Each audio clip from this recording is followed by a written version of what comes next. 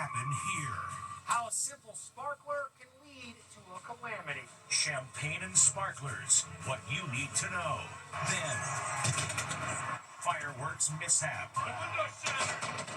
Little Bella showered with glass. And the New Year's Eve fireworks display that never happened. Where are they? Were all these people pranked? We've been scanned. Then, who killed the dentist and his wife? Shot to death inside their home. There's a body accused laying next to his bed in his blood. The search for the killer. Plus, is he taking too much aspirin? The president reveals he's taking 4 times the recommended dose. Then, Will Smith shocker. Accusations of predatory behavior from a former contestant on America's Got Talent. And the best post-Christmas deals ever. What to buy right now to save you big bucks in the new year. Then, little girl in a wheelchair at the Nutcracker recital. You won't believe what happened after she was surrounded by the little ballerinas. Now, Inside Edition with Eva Pilgrim. Hello and thanks for joining us. Shock around the world over the disaster at a New Year's Eve celebration at a ski resort in Switzerland that left 40 dead and 115 injured. Authorities think the fire started when sparklers got too close to flammable material on the ceiling.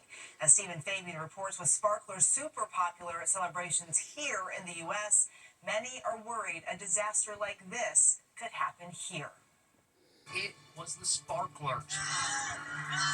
Authorities say the catastrophe in a Swiss nightclub that killed at least 40 people was started by those wildly popular champagne sparklers. This photo from New Year's Eve shows sparklers attached to champagne bottles licking the low ceiling of the club. The ceiling is covered with soundproof foam that was apparently flammable. In this video, you see a partygoer trying to extinguish the flames with a t-shirt while revelers dance and record the moment.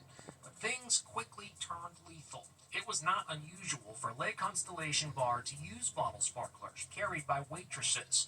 These are the sparklers often used inside clubs here in the U.S. As you can see, the label clearly states not intended for inside use. But despite that warning, social media is filled with videos of servers attaching sparklers to champagne bottles, often with a rubber band like this, and then setting a match to them. Not everyone may be aware of the dangers. Check out these partygoers celebrating with sparklers, even waving them around. Experts say it's a recipe for disaster. Ryan and Sarah Hagen, who live in St. Louis, tell Inside Edition they were staying at a hotel across the street from the club. What's it like, guys, to be there and see the aftermath from this tragedy?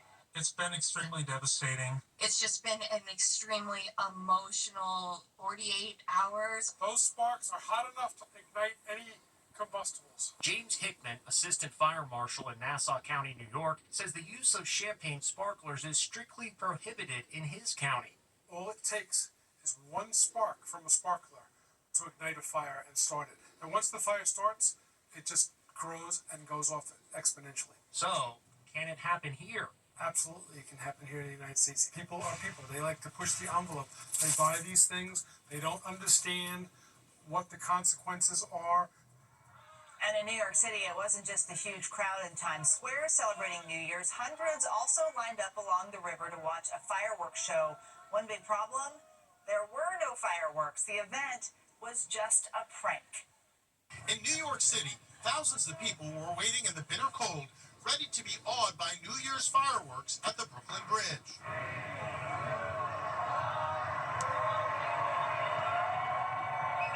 They waited and waited, but nothing happened. Any second now. Where are they? Did we get pranked? Yep, they were all pranked. Turns out that AI-generated posts and a rumor on TikTok falsely claimed there would be fireworks at the Brooklyn Bridge when the clock struck midnight. This video promoting the event was actually from July 4th, but to the dismay of all these freezing people, no fireworks. If it was a prank, well done. Good job. Did we get pranked? And in Boise, it's tradition to drop a gigantic potato at midnight at the Idaho State Capitol. The annual event draws thousands, but this time something went wrong. 3, 2, 1, Happy New Year!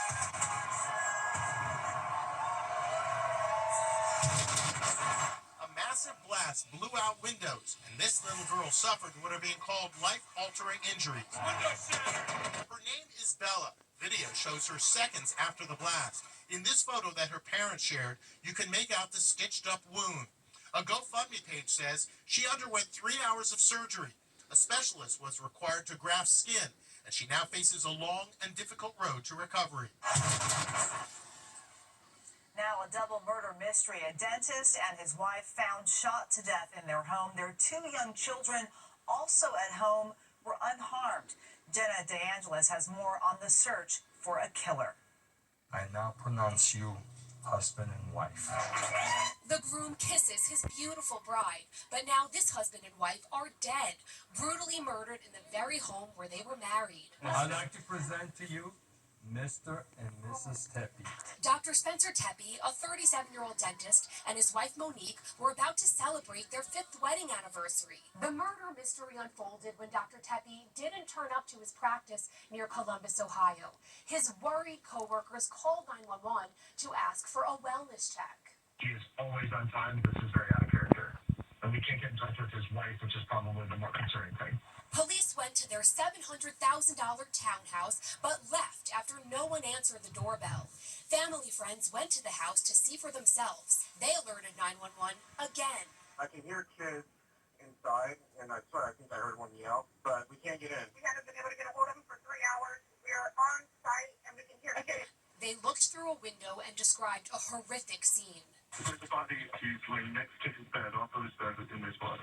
Dr. Tepe and his wife had been shot several times. There was no sign of forced entry, and no weapon was recovered. Murder-suicide has been ruled out.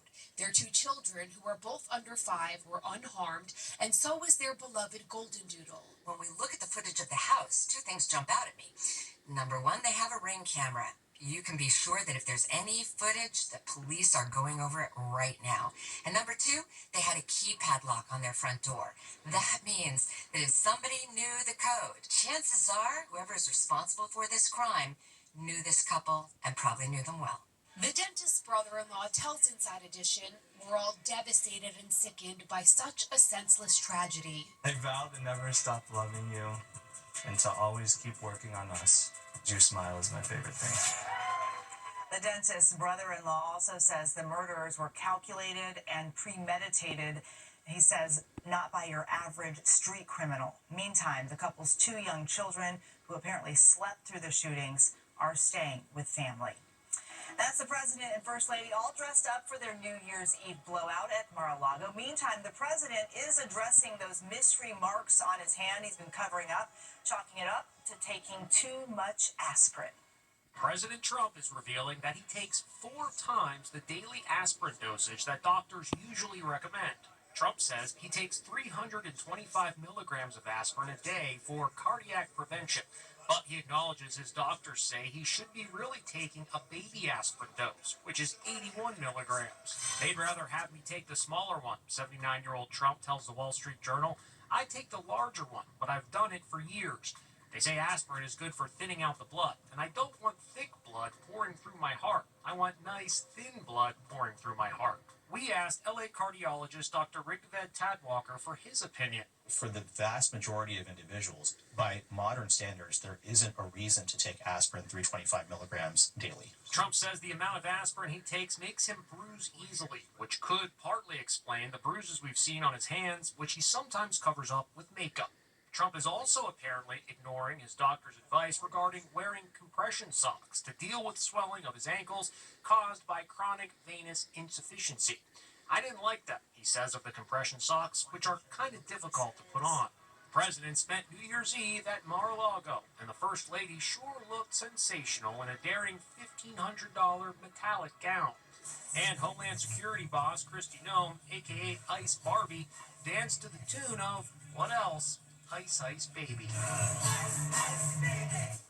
Shocking allegations against Will Smith, a violinist who was a finalist on America's Got Talent and performed in Smith's band, is accusing the star of predatory behavior. Jim Murray has the details. Will Smith faces serious allegations in an explosive lawsuit just filed. This violinist is accusing Smith of predatory behavior and sexual exploitation. Before filing the lawsuit, he posted this cryptic message. Unfortunately, some things happened, and I can't get into the details of exactly what that was. Brian Joseph King made a name for himself when he competed on America's Got Talent and dazzled the audience and judges with his incredible talent, placing as a top 3 finalist in 2018. Judge Heidi Klum was so impressed, she ran on stage and gave him a hug. Last year, Joseph was hired to go on tour with Will Smith and his band. Today, the violinist claims Smith told him, "You and I have such a special connection that I don't have with anyone else." He says after he made allegations of sexual harassment to Will Smith's management team, he was fired. Getting fired or getting blamed or shamed or threatened or anything like that, simply for reporting sexual misconduct or safety threats at work, is not okay. Will Smith's attorney is firing back, calling the allegations false, baseless, and reckless. They are categorically denied, and we will use all legal means available to address these claims and to ensure that the truth is brought to light. With the holidays behind us, it's one of the best times of year to get a deal. So what should you be buying right now? 'Tis the season for post-holiday sales. Deals are all over the place. We went shopping with Brian Vines from Consumer Reports magazine. One of the best things you can do in January is get into the stores, because after people return things, they can't be overwhelmed with merchandise, so you have your choice. We're seeing a great mix of post-holiday sales on everything from personal care to electronics. Dyson is really having a great sale for their supersonic hair dryer. Yup, the Dyson Supersonic Origin hair dryer, regularly $420, is on sale for $299. And if you like to bake, now's the time to splurge on a mixer. We're also seeing KitchenAid, their stand mixers artisan series, is on some really great reduced prices right now. I came to buy some makeup. These post-holiday shoppers found great deals on beauty products at the American Dream Mall in New Jersey. Lash glue, this was 50% off. And as for those holiday accessories you're gonna want for next Christmas, our expert says they're among the most heavily discounted items out there. Big bedding, big holiday towels, and home decor. If you want to get those pajamas for your matching Christmas photos next year, buy them right now. We'll be back with much more Inside Edition after this. Next, the year's most inspiring stories of survival. The little girl's hand severed by a shark, and the teenage lifeguard impaled by a beach umbrella. That's what they cut off? Wow. And our Allison Hall's cancer battle. For 8 years, that cancer would have been growing if it hadn't been for you. Then, little girl in a wheelchair at the Nutcracker recital. You won't believe what happened after she was surrounded by the little ballerinas. Inside Edition with Eva Pilgrim will be right back. The holidays are a time you hear a lot of talk of miracles, and we saw a number of them throughout 2025. Some of the year's most incredible stories are nothing short of miracles. There's Alex Cowes. She's a New Jersey lifeguard who was impaled by a beach umbrella in a freak accident. It went in here, it came out right around here. Doctors had to cut the pole out of Alex's shoulder. This is what was in you? This was what was sticking out the other end. This is what they cut off. That's what they cut off? Wow. Yeah. It's full metal. That's unbelievable. And who could forget the brave little Leah Lendl, who survived a shark attack? I thought I was never going to have a hand again, but I still do. She was snorkeling with her family in Florida when a huge bull shark chomped down on her wrist. And that's your daughter? That's my daughter. Okay. What do you remember about that day? I think I saw its tail, and then it just let go. And then I scream out, and I see my hand just bleeding. The 5th grader was airlifted to Tampa General. Doctors had quite the challenge, reattaching Leah's hand. A whole part of her hand looked like it was missing in the x-ray. So she had a lot of missing tissue. But no missing bones. Yeah, no missing bones. That's crazy, right? It is. That's a miracle. What a brave little girl. And I experienced my own miracle this year when I beat breast cancer. I first discovered I was at risk while reporting on actress Olivia Munn's own experience with an early diagnostic test. Your risk comes out to be 36%. Wow. Okay. That feels high. I decided to undergo a double mastectomy with reconstruction. And I got a chance to express thanks in person to Olivia Munn, who inspired me to begin early breast cancer screening with her own public struggle. If you hadn't shared your story, it would have been 8 years until I had my first mammogram. Every doctor told me, get your first mammogram at 40. And for 8 years, that cancer would have been growing if it hadn't been for you. This has been my mission. And I mean, meeting you is, it just means a lot to me. So I have such a bond with you. We love to see those miracles. Coming up, starting 2026 with an oops. A family rings in the new year with some bubbly, then a direct hit.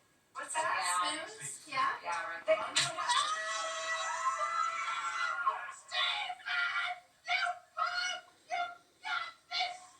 I didn't know it was going to shoot up like that. She knew exactly who it was. Now Megan Alexander with our Inside Deals. A Nutcracker showstopper. A 6-year-old ballerina is wheeled on stage for a very special performance of the Nutcracker. She flashes a thumbs up. Then comes a magical moment. The girl is surrounded by her fellow dancers. The other ballerinas back away to reveal little Maury Coven standing on her own 2 feet. It was exciting to just see her just emerge from the chair. 2 years ago, doctors weren't sure Maury would survive after a freak accident at her grandparents' house in Alabama. The craziest thing happened. A tree limb came down as she was running, and it fell right on top of her and crushed the right side of her skull. Mom Kylie says her daughter suffered a traumatic brain injury. She ended up spending 100 days in the hospital. It was very, very scary. And look at her now performing in the Nutcracker. I'm very, very proud of her. She's amazing.